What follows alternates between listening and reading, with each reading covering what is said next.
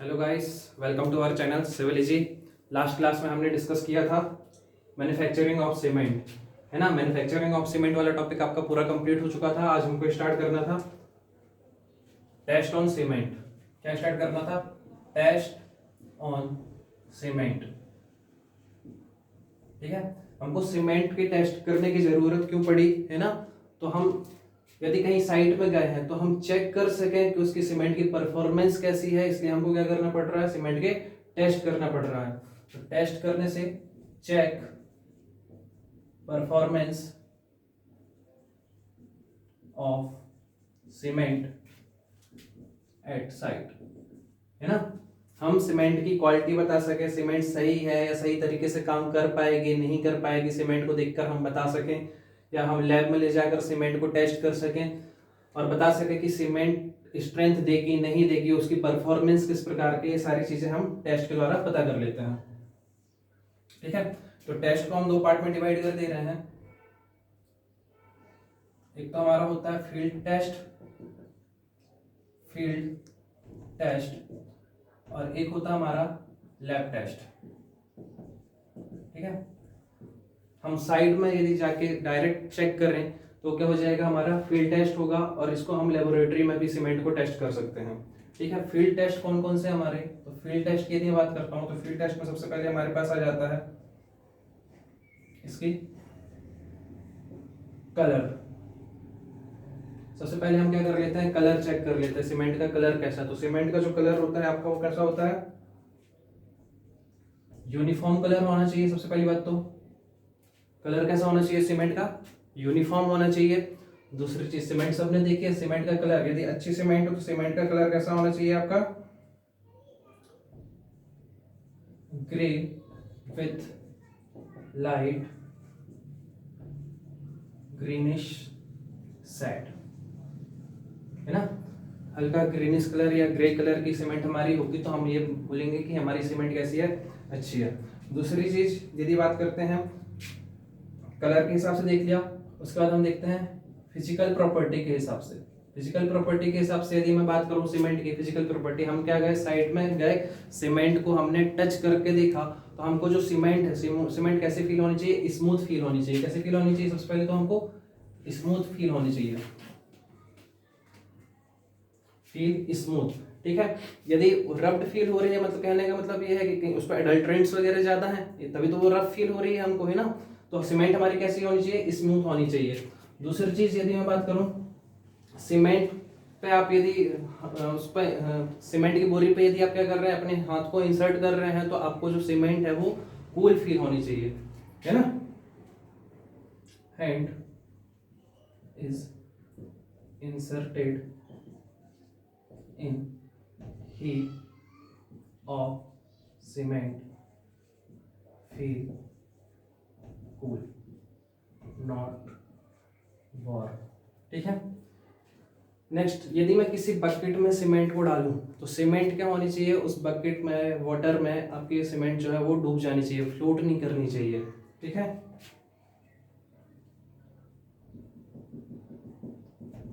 Throne in bucket thrown in bucket it should sink, it should sink not float, not float। Next तरीके से हम check कर सकते हैं कि हमारी जो सीमेंट है, जब सीमेंट में हम वाटर मिलाते हैं, जब सीमेंट में हम वाटर मिलाते हैं तो जो इसका जो पेस्ट होता है, पेस्ट कैसा होना चाहिए, स्टिकी होना चाहिए। पेस्ट कैसा होना चाहिए, स्टिकी होना चाहिए। Next, free from lumps, cement में लम्स नहीं होने चाहिए। ठीक है, ये हो गई इसकी फिजिकल क्वालिटी। उसके बाद यदि हम बात करते हैं तो स्ट्रेंथ, नेक्स्ट हम देखेंगे स्ट्रेंथ। ठीक है, स्ट्रेंथ को हम दो प्रकार से टेस्ट कर सकते हैं, स्ट्रेंथ को हम दो प्रकार से चेक कर सकते हैं। इसको मैं यहां पर लिख देता हूं, इसको मैं यहां पर लिख देता हूं। फर्स्ट पार्ट, हम सबसे पहले क्या कर रहे हैं, प्रिपेयर ब्रैकेट, प्रिपेयर ब्रैकेट किससे बनाते हैं हम ब्रैकेट को?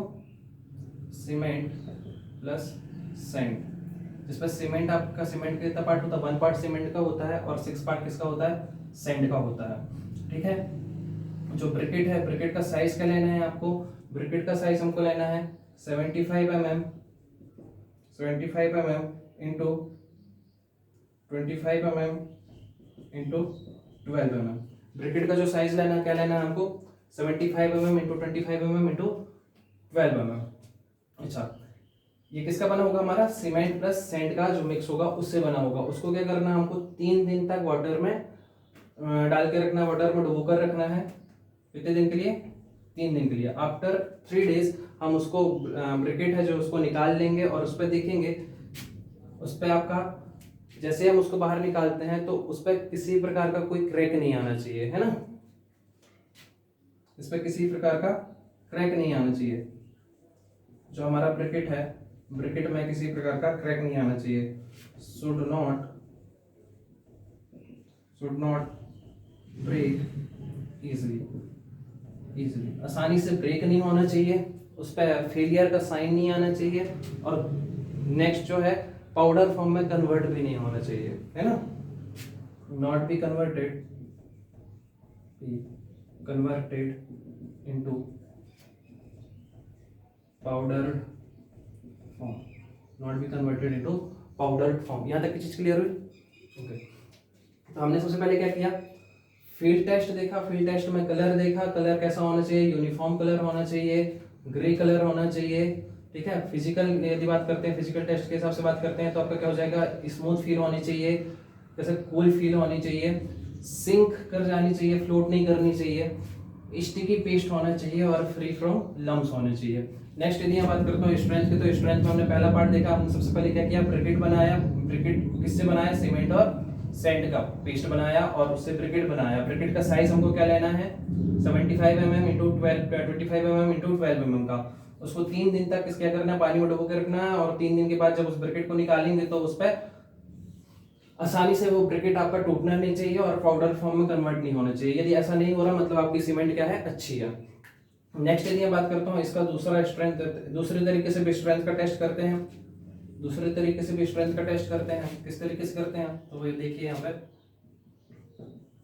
यहाँ पर भी हमने क्या किया? सीमेंट का ब्लॉक बनाया। देखा, सीमेंट का ब्लॉक बनाया, जिसपे आपने ये ब्लॉक जो है आपका वो कितने mm का है?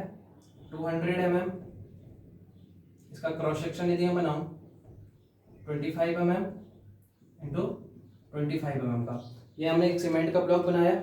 इसको हमने क्या कर दिया? 7 डेज के लिए वाटर में डुबो दिया। 7 डेज के लिए। 7 दिन के बाद हमने इस ब्लॉक को वापस से वाटर से निकाला और उसका टेस्ट किया। इसको टेस्ट करने के लिए इस ब्लॉक को आपको क्या करना पड़ेगा?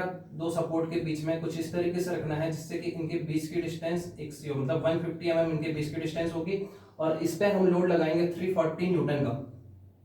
इस पे हम लोड लगाएंगे 340 न्यूटन का। यदि ये ब्लॉक आपका 340 न्यूटन लोड को आसानी से बियर कर लेता है तो आपकी सीमेंट का जो ब्लॉक है, मतलब सीमेंट से ही बना, तो सीमेंट आपकी क्या होगी? सही होगी। यदि इसकी वजह से 340 न्यूटन का लोड लगाने से इसमें कहीं पे भी क्रैक प्रोड्यूस हो जा रहा है तो आपकी जो सीमेंट है वो सही नहीं है, सीमेंट की जो परफॉर्मेंस है वो ठीक नहीं है ना? तो आपका 340 न्यूटन पे लोड लगाने पर एक ब्रेक नहीं होना चाहिए। ठीक है, शुड नॉट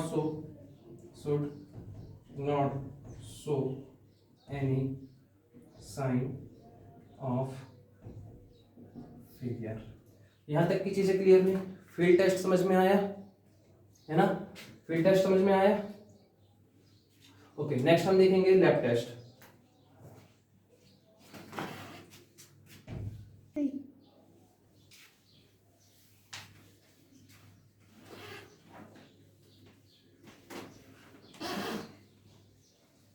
अब हम देखेंगे लैब टेस्ट।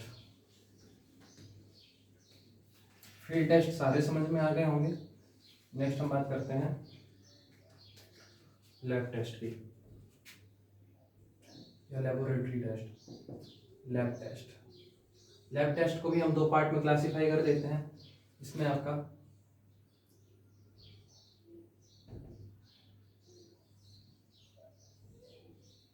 एक हो जाएगा आपका फिजिकल टेस्ट,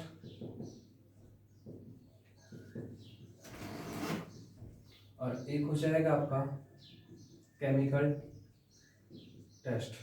ठीक है, फिजिकल टेस्ट। फिजिकल टेस्ट में यदि हम देखें, फिजिकल टेस्ट में क्या चीज़ें हो जाएंगी, जैसे इस पे हम किस किस चीज़ का टेस्ट कर सकते हैं सीमेंट के। फिजिकल टेस्ट में कौन कौन से टेस्ट आते हैं हमारे, तो पहला होता है फाइनेस टेस्ट। फाइनेस टेस्ट को हम किसकी सहायता से, मैं ऑपरेटर्स के नाम यहीं पे लिख देता हूँ। फाइनेस टेस्ट किसकी सहायता से करते हैं हम, फाइनेस टेस्ट को हम करते हैं सीव एनालिसिस की हेल्प से। सीव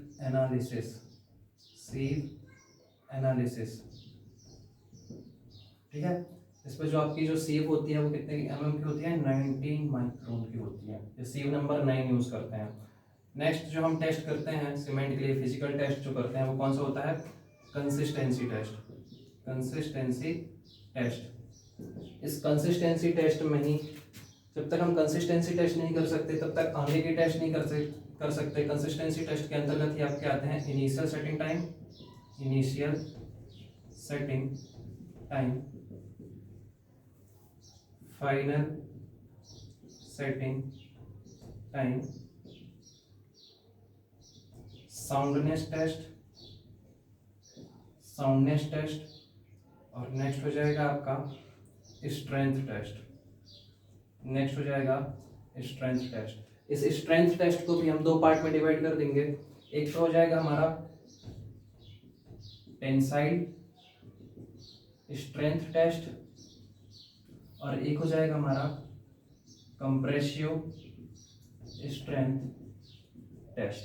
ठीक है, कंसिस्टेंसी टेस्ट की सहायता से ही हम initial setting test, final setting time और आपका साउंडनेस टेस्ट, स्ट्रेंथ टेस्ट कर सकते हैं। ठीक है, आगे इसमें हम करेंगे स्पेसिफिक ग्रेविटी टेस्ट।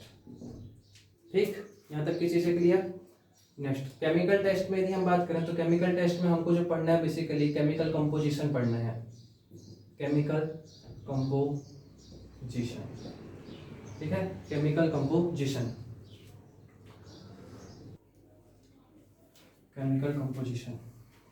तो इस पर हम देखेंगे various test are carried out to determine the chemical composition किसके अकॉर्डिंग, BIS जो हमारा कोड है जो इसके बारे में बताता है हमको केमिकल कंपोजिशन के बारे में, वो कोड कौन सा है, BIS 269 1975। ठीक है, ये हमको याद रखना है। ओके, अच्छा, कौन कौन से टेस्ट हैं जिससे हमको केमिकल कंपोजिशन के बारे में पता चलता है। तो पहला टेस्ट है हमारा जो हमको रेशियो पता करना होता है, ratio of percentage of alumina to iron oxide. ठीक है, इसका जो रेशियो होता है वो कितना लेना है हमको, this value is not less than 0.66। ठीक है, ये हमको डायरेक्ट याद रखना है। एग्जाम में बहुत कम आया, अभी तक नहीं पूछा गया, लेकिन फिर भी अब हमको याद रखना, आगे आ सकता है। नेक्स्ट यदि मैं बात करता हूँ तो नेक्स्ट हमारा जो होता है लाइम सैचुरेशन फैक्टर। ठीक है, इसमें जो रेशियो होता है वो किसका रेशियो होता है उसको अपन देख लेते हैं। इसका जो फॉर्मूला होता है वो क्या होता है, CaO - 0.7 SO3 2.8 SiO2 plus 1.2 Al2O3 0.65 Fe2O3। ठीक है, लाइम सैचुरेशन फैक्टर की जो वैल्यू है वो आपकी वेरी करती है कहाँ से कहाँ तक, 0.66 से लेकर 1.02 तक। यहाँ तक की चीज क्लियर है। ओके, नेक्स्ट थर्ड टेस्ट जो है वो है आपका total loss of ignition. Loss of ignition. ठीक है, जो लॉस ऑफ इग्निशन है इसकी वैल्यू नॉट ग्रेटर देन 4%। ठीक, इस साइड का दिख रहा है, इस साइड का रफ कर देता हूं मैं, यहां का रफ कर देता हूं मैं।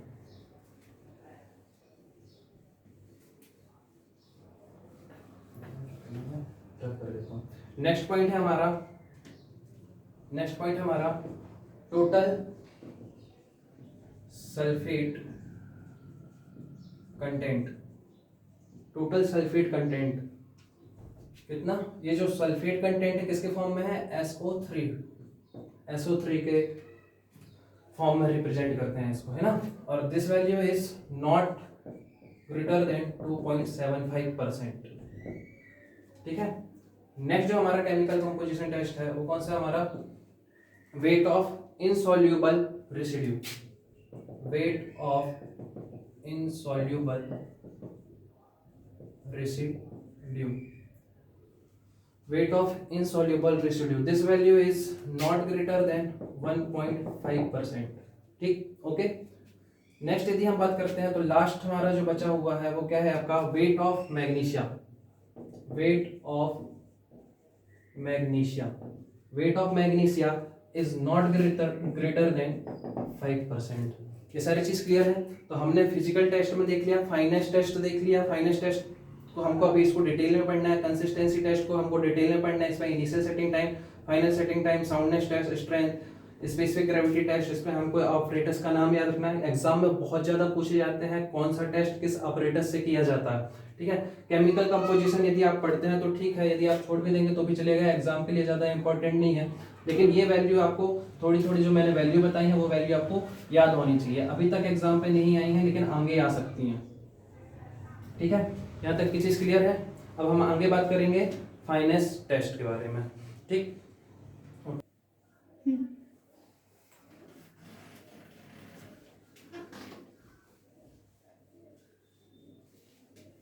अब हम देखेंगे एक एक से फिजिकल टेस्ट के बारे में। किसके बारे में देखेंगे? Physical test. केमिकल टेस्ट के बारे में इतना ही है, इस पर ज्यादा कुछ नहीं है। ठीक, अब हम एक एक से देखेंगे फिजिकल टेस्ट के बारे में। फिजिकल टेस्ट में मैंने सबसे पहले क्या लिखा था? Fineness test. सबसे पहले क्या था हमारा? Fineness test. ठीक है, फाइनेस टेस्ट करने से हमको क्या पता चलता है? सीमेंट के ग्रेडेशन के बारे में पता चलता है। ठीक है, फाइनेस टेस्ट से हमको क्या पता चलता है? सीमेंट के ग्रेडेशन के बारे में, किस प्रकार की ग्रेड है सीमेंट। जैसे यदि मैं बात करूं तो ऑर्डिनरी पोर्टलैंड सीमेंट में आपके 33 ग्रेड होता है, 43 ग्रेड होता है, 53 ग्रेड होता है। तो हमको इससे पता चलता है फाइनेस टेस्ट जब हम करते हैं तो किस प्रकार का ग्रेड है, ग्रेडेशन ऑफ सीमेंट के बारे में पता चलता है, फॉर ग्रेडेशन। ठीक है, अच्छा एक चीज मैंने पहले बताई थी अभी थोड़ी देर पहले, फाइनेस टेस्ट जो है किससे करते हैं हम?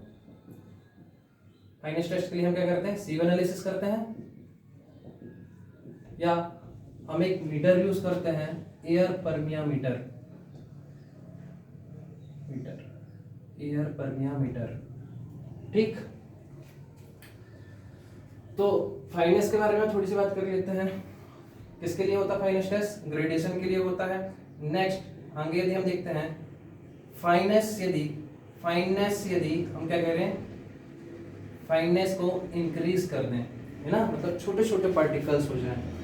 तो फाइनेस को इंक्रीज करने पे क्या हो जाता है? आपका जो आपका स्पेसिफिक सरफेस है,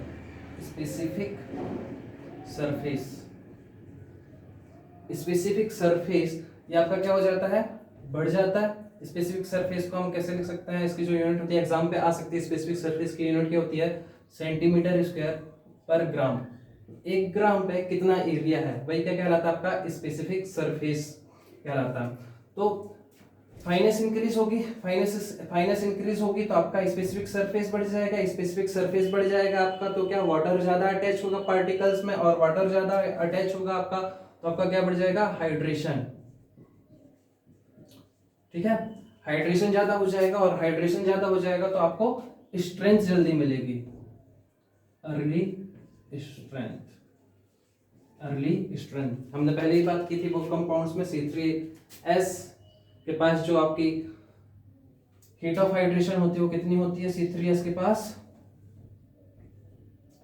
500 जूल पर ग्राम। 1 ग्राम C3S में आपका 500 जूल एनर्जी जो है प्रोड्यूस होती है, जनरेट होती है। तो उससे क्या आपको पता चलता है, इससे क्या होता है, C3S के कारण अर्ली स्ट्रेंथ मिलती है ना। तो यदि मैं फाइनेस ज्यादा रखूंगा तो स्पेसिफिक सरफेस एरिया बढ़ जाएगा, स्पेसिफिक सरफेस एरिया बढ़ जाएगा तो हाइड्रेशन ज्यादा हो जाएगा, और हाइड्रेशन ज्यादा हो जाएगा तो अर्ली स्ट्रेंथ मिलेगी हमको। ठीक है, इसके बाद हम बात करते हैं, इसके बाद यदि हम बात करें तो क्या फाइनेस के कारण अल्टीमेट स्ट्रेंथ में कोई इफेक्ट नहीं होता। No effect of ultimate strength पे कोई इफेक्ट नहीं होता। नेक्स्ट यदि बात करता हूं फाइनेस यदि हम इंक्रीज कर देते हैं तो सीमेंट के जो पार्टिकल्स हैं उनके बीच जो कोहेजननेस है वो आपकी क्या हो जाती है, इंक्रीज हो जाती है। कोहेजननेस ऑफ सीमेंट हो जाती है, इंक्रीज हो जाती है। और जब कोहेजननेस सीमेंट के पार्टिकल्स के बीच में इंक्रीज हो जाती है तो आपकी ब्लीडिंग क्या हो जाती है, रिड्यूस हो जाती है। ठीक है, ब्लीडिंग क्या होता है, ड्यू टू ओवर वाइब्रेशन, जो आपका वाटर है वो क्या सरफेस में आ जाता है। ठीक है, उसी को हम क्या कहते हैं, ब्लीडिंग कहते हैं। सरफेस में वाटर का आ जाना क्या कहला जाएगा, आपका ब्लीडिंग कहला जाता है। एक प्रकार का डिफेक्ट है ये कंक्रीट का। ठीक, यहां तक की चीजें क्लियर है। ओके, अब हम बात करते हैं किसके द्वारा ये परफॉर्म किया जाता है। तो सबसे पहले मैं यहाँ पर लिख देता हूँ फर्स्ट नंबर पे, इसको जो परफॉर्म करते हैं किससे करते हैं, सीव एनालिसिस के द्वारा परफॉर्म करते हैं। सीव एनालिसिस के थ्रू। सीव एनालिसिस में यदि हम बात करते हैं तो जो हमारी सीव होती है, सीव का जो साइज होता है वो होता है आपका 90 माइक्रोन का, है ना, 90 माइक्रोन का साइज ऑफ सीव। उसके बाद दूसरे टर्म में यदि इसको लिख सकते हैं, जो हम सीव यूज कर रहे हैं वो सीव नंबर 9 यूज करते हैं। सीव नंबर 9 इस तरीके से ही पूछा जा सकता है। ये 90 माइक्रोन का मतलब क्या है, तो यदि मैं सीव बनाऊं कुछ इस तरीके से, आपकी सीव है कुछ इस तरीके से, तो जिसकी ओपनिंग है, इसकी जो ओपनिंग है, इसका साइज बताया है 90 माइक्रोन का। ठीक, इसका साइज। ठीक, यहां तक की चीजें क्लियर हुई। ओके, उसके बाद यदि मैं बात करता हूं, एक एग्जाम में क्वेश्चन आ जाता है, बेसिक सा क्वेश्चन है, 1 माइक्रोन में कितने मीटर होते हैं, तो आपको पता होना चाहिए 10 की पावर -6 मीटर, या इसी को बोल सकते हैं 10 की पावर -3 mm। ओके, आगे तो हमको इस पे करना क्या है, सबसे पहले हम क्या ले लेते हैं, 100 ग्राम सीमेंट ले लेते हैं। ठीक है, हम क्या ले लेते हैं, 100 ग्राम सीमेंट ले लेते हैं। 100 ग्राम सीमेंट ले लिया और इसको हमने इस सीव पे रख दिया, kept in सीव number 9।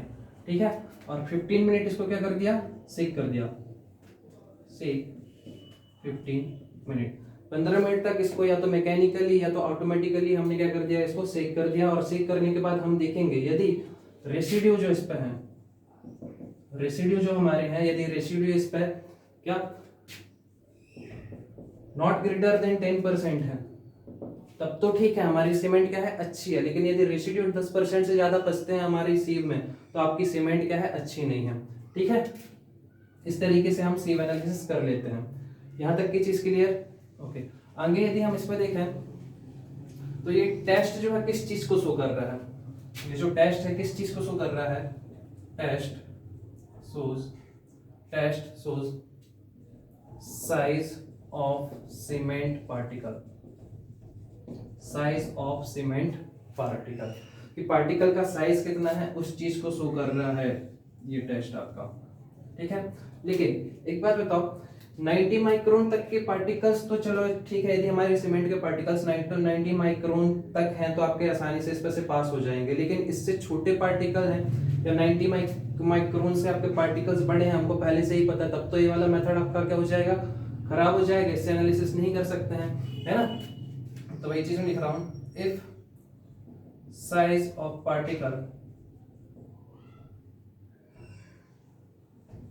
Of particle is less then, यदि लेस देन है तो सारे के सारे पार्टिकल छिन जाएंगे, तब तो हमको पता ही नहीं चलेगा, पूरे के पूरे पार्टिकल पास हो जाएंगे आपके, है ना। तो if size of particles is less than 90 micron sieve, then this method is discarded.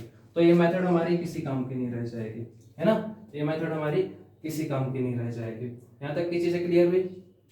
Okay, अब हम देखेंगे ये सिविल एनालिसिस मेथड समझ में आ गया ना, ठीक है। यदि कोई डाउट हो तो आप कमेंट में करना, ठीक है, कमेंट करना, तो मैं इसको और डिटेल में समझा दूंगा। इसके आगे हम देखेंगे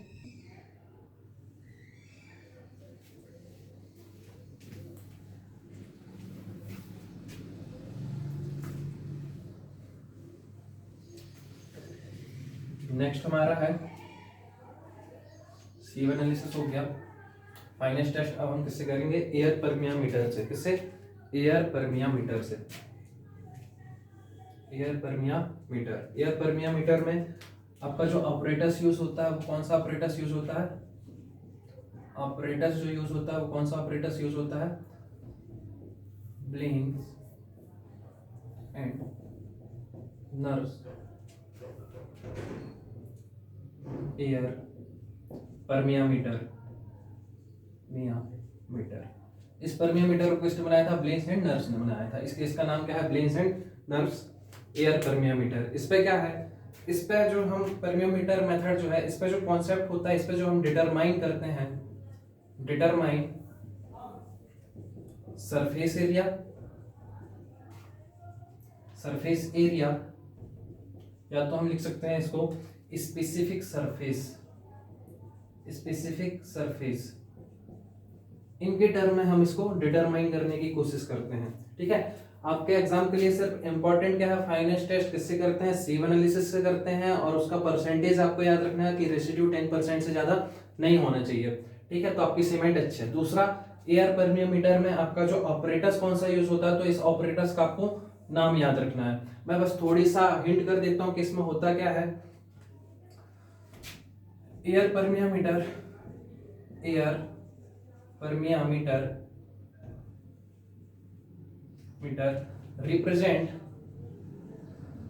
represent fineness of cement in term of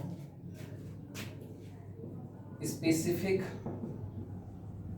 surface, ठीक है। एयर परमेबिलिटी जो है फाइनेस ऑफ सीमेंट को रिप्रेजेंट करता है किसके टर्म में? स्पेसिफिक सरफेस के टर्म में, ठीक है। यूजिंग रिलेशनशिप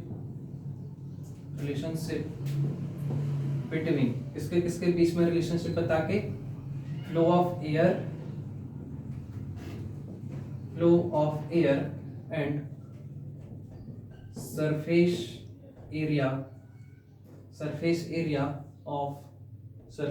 ऑफ सीमेंट, ठीक। इतनी चीजें क्लियर है? किसका रिलेशन यूज करते हैं हम? किसके बीच में होता है relation? Flow of air and surface area के बीच में, ठीक है। और इससे हम क्या निकालते हैं? इससे हम रिप्रेजेंट करने की कोशिश करते हैं फाइनेस ऑफ सीमेंट को किसके टर्म में? स्पेसिफिक सरफेस के टर्म में। अब हम वेरियस टाइप की सीमेंट देख लेते हैं जिनका स्पेसिफिक सरफेस डिफरेंट होता है, ठीक है। मैं इसको रफ कर रहा हूं, इसको मैं रफ कर देता हूं। इसका स्क्रीनशॉट भी ले सकते हैं आप लोग, ठीक, क्योंकि मैं नोट करने के लिए टाइम नहीं दूंगा। आप इसका स्क्रीनशॉट ले लें और नोट करते जाएं। या तो आप क्या कर सकते हैं, ये जो सारे नोट्स हैं आपको टेलीग्राम चैनल पे मिल जाएंगे, आपको उसकी लिंक आपको डिस्क्रिप्शन बॉक्स में मिलेगी, आप वहां से जाके नोट्स को डाउनलोड कर सकते हैं, ठीक है। हम देख रहे थे टाइप्स ऑफ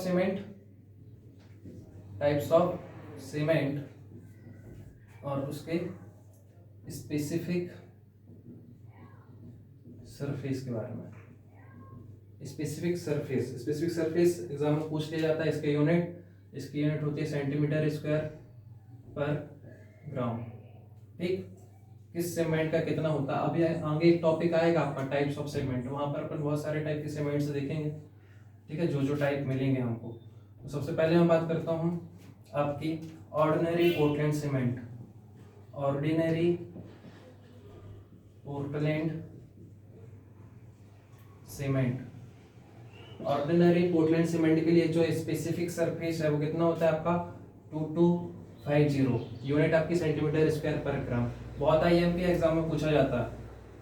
ठीक है, नेक्स्ट हमारी जो है सीमेंट वो है high alumina cement. High alumina cement, इसके लिए बात करता हूँ स्पेसिफिक सरफेस एरिया की, तो ये भी होता है आपका 2250। नेक्स्ट जो सीमेंट है आपकी पोर्टलैंड पोज़ोलाना सीमेंट।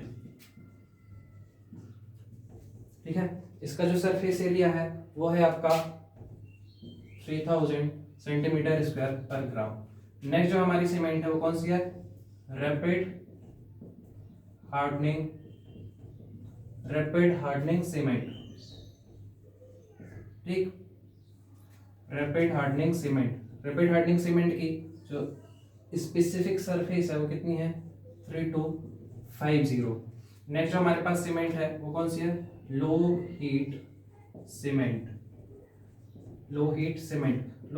के लिए बात करता हूँ। तो इसके लिए जो सरफेस एरिया स्पेसिफिक सरफेस है वो कितनी है 3250 सेंटीमीटर स्क्वायर पर ग्राम।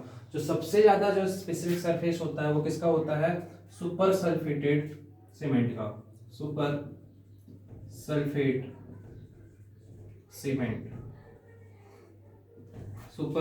सीमेंट, इसका जो स्पेसिफिक सरफेस होता है वो कितना होता है 4000 सेंटीमीटर स्क्वायर पर ग्राम। तो ये टेबल आपको क्या करनी है, याद करनी है। ठीक है, उसके बाद नेक्स्ट क्लास में हम देखेंगे अपनी नेक्स्ट टेस्ट, जिसका नाम है आपका कंसिस्टेंसी टेस्ट के साथ ही हम देखेंगे initial setting time test, final setting time test और साउंडनेस टेस्ट। ठीक है, यहाँ तक की चीजें क्लियर हैं। ठीक है, अच्छा, ये सारी चीजें आपको समझ में आ रही हैं। नोट्स आपको टेलीग्राम चैनल पे मिल जाएंगे और टेलीग्राम चैनल की जो लिंक है आपको वो डिस्क्रिप्शन बॉक्स में मिल जाएगी। ठीक है, उसके बाद जो भी आपको क्वेरी आती है आप उसको कमेंट कर सकते हैं। यदि कहीं पे भी कुछ भी समझ में नहीं आता आपको तो आप कमेंट में बता देंगे, तो मैं आपका एक और वीडियो बना दूंगा उस टॉपिक में और उस चीज को समझा दूंगा। ठीक है, आपको क्या करना है, चैनल को ज्यादा से ज्यादा लाइक करना है, शेयर करना है और कमेंट करना है और सब्सक्राइब तो करना ही करना है। Okay, thank you.